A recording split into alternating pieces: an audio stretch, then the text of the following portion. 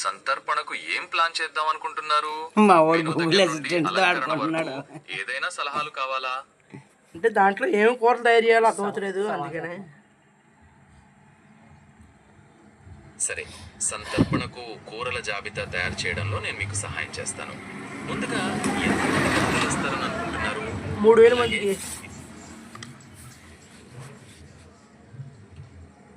3000 మందికి సంతర్పణ అంటే చాలా పెద్ద ప్రమాణం. వంటల విషయంలో అందరికీ నచ్చేలా చేయడం కొంచెం కష్టం.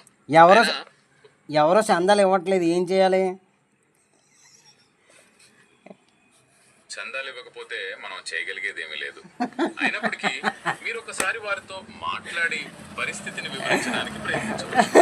అప్పటికీ వారు స్పందించకపోతే మీరు వేరే మార్గం ఆలోచించాల్సి ఉంటుంది.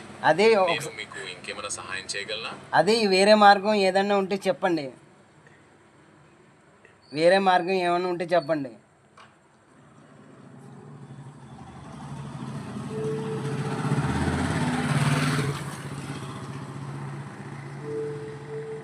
వీడు మాత్రం గొల్లిగేడు వీడియోలు మాత్రం ఆపితే లేదు, తెగ చూసేస్తున్నాడు.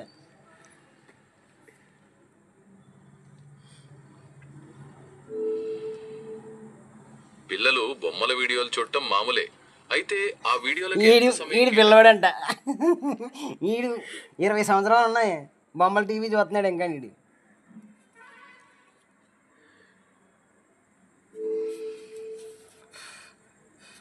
20 ఏళ్లున్న బొమ్మలు చూడటం అనేది కొంతవరకు సామాన్యమే.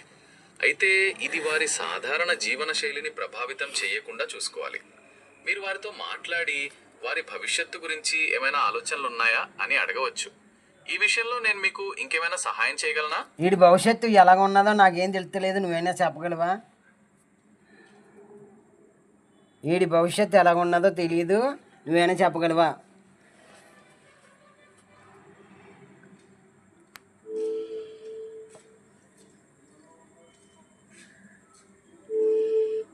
భవిష్యత్తు చెప్పడం అంత సులభం కాదు.